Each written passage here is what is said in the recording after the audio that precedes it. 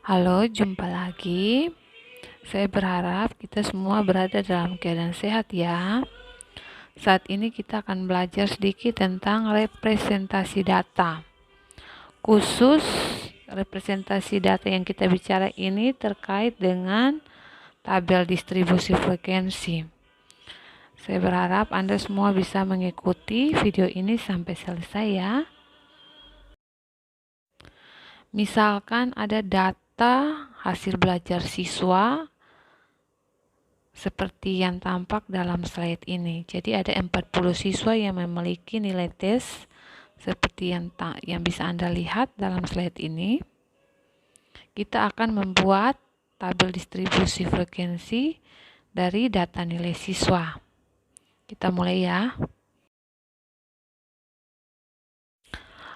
Jadi langkah-langkah dalam membuat tabel distribusi frekuensi itu yang pertama kita lihat nilai yang paling tinggi. Nilai yang tertinggi dari data itu adalah berapa? Dari data tersebut nilai yang paling tinggi adalah 80. Kemudian kita lihat nilai yang terendah. Nilai yang terendah dari data itu adalah 66. Kemudian kita cari range-nya atau jangkauannya. Jadi jangkauan itu diperoleh dari nilai yang paling tinggi dikurangi dengan nilai yang paling rendah. Jadi 80 kurang 66, hasilnya 14. Setelah itu kita menentukan banyaknya kelas. Bagaimana cara menentukan banyaknya kelas? Yaitu dengan menggunakan rumus. Rumus untuk menentukan banyaknya kelas itu K sama dengan 1 tambah 3,3 log N. N itu adalah jumlah data atau banyaknya data. Jadi kita masukkan K sama dengan 1 tambah 3,3 log 40. Logaritma dari 40 itu hasilnya 1,60. Jadi 1,60 kali 3,3 itu hasilnya 5,28. Sehingga 1 tambah 5,28 itu hasilnya 6,28. Untuk 6,28 menentukan banyaknya kelas itu kita bisa ambil 6, kita juga bisa ambil 7.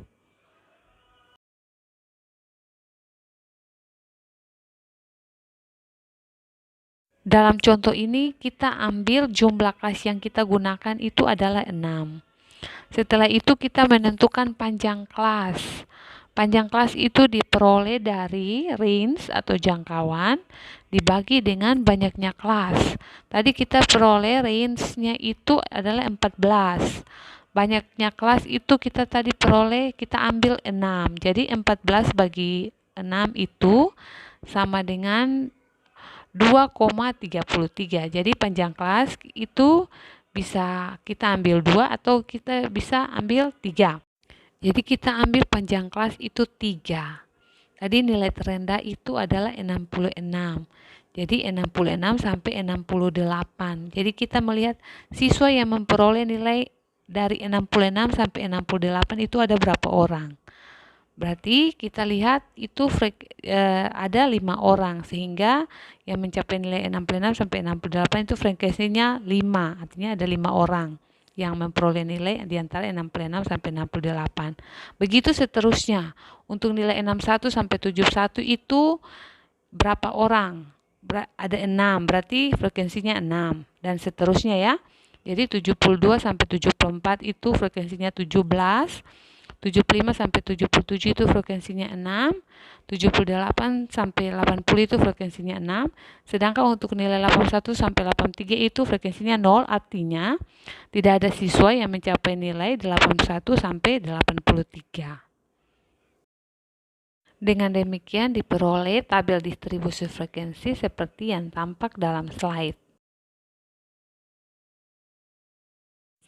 Kemudian untuk membuat OGIF positif dan OGIF negatifnya itu berarti kita harus menentukan frekuensi kumulatif kurang dari dan frekuensi kumulatif lebih dari. Untuk menentukan frekuensi kumulatif kurang dari, yang pertama kita tentukan yaitu batas atas. Batas atas itu diperoleh dari tepi atas itu ditambah dengan 0,5.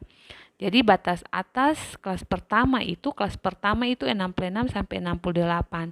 Tepi atasnya 68. Berarti batas atasnya 68 tambah 0,5 sama dengan 68,5. Begitu juga seterusnya untuk kelas interval yang kelas interval kedua, ketiga, keempat, dan seterusnya. Untuk interval kelas interval yang 69 sampai 71, batas atasnya itu 71,5. Itu diperoleh dari TP atas 71 tambah 0,5. Kemudian untuk interval kelas yang ketiga itu batas atasnya 74,5. Kemudian untuk interval kelas berikutnya itu batas atasnya 77,5 dan yang berikut itu 80,5. Frekuensi kumulatif kurang dari untuk kelas yang pertama itu yang batas atasnya 68,5 itu adalah 5. Itu artinya ada 5 orang yang memiliki nilai kurang dari 68,5. Kemudian frekuensi kumulatif kurang dari dengan batas atas 71,5 itu ada 11. Kemudian frekuensi kumulatif kurang dari untuk interval yang ketiga itu, kelas yang ketiga itu adalah 28, kelas yang keempat itu adalah 34, dan kelas yang kelima adalah 40. Kemudian yang berikut adalah 0.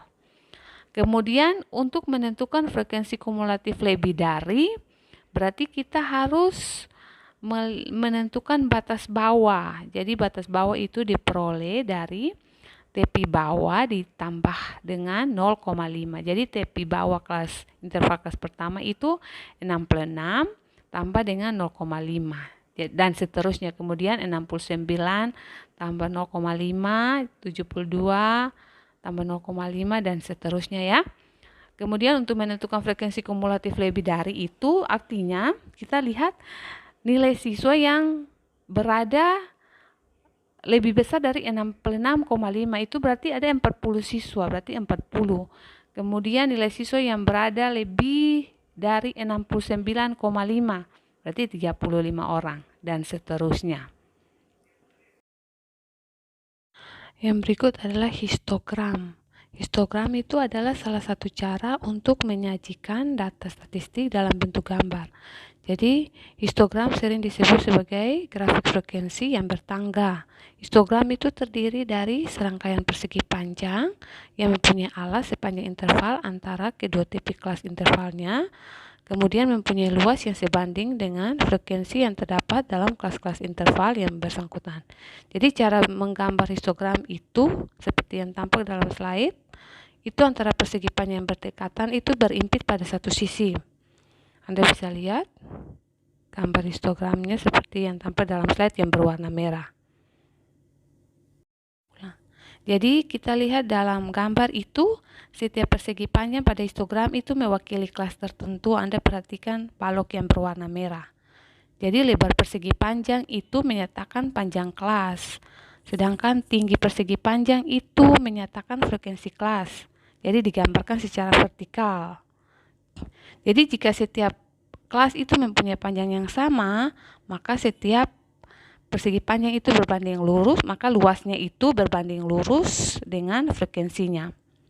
Kemudian, jika setiap titik tengah dari bagian sisi atas persegi panjang pada histogram itu dihubungkan, maka kita memperoleh diagram garis. Perhatikan garis yang berwarna hitam, ya. Jadi diagram garis semacam itu disebut poligon frekuensi. Dan Anda bisa lihat dalam slide yang berwarna merah itu balok-balok itu namanya histogram, gambar histogram, sedangkan yang garis berwarna hitam itu diagram garisnya itu yang biasa kita sebut sebagai poligon frekuensi. Oke. Yang berikut yang pada sebelumnya itu kita sudah membahas tentang frekuensi kumulatif kurang dari ya dan lebih dari. Jadi pada tabel distribusi frekuensi kumulatif yang lebih dari dan kurang dari itu kita bisa menggambarkan OGIF. Jadi OGIF positif itu bila frekuensi kumulatif yang kita gambar itu adalah frekuensi kumulatif kurang dari. Sedangkan untuk frekuensi kumulatif yang lebih dari itu kurvanya itu namanya ogive negatif. Jadi ogive negatif itu ditunjukkan dalam frekuensi kumulatif yang lebih dari. Jadi gambarnya bisa Anda lihat dalam slide.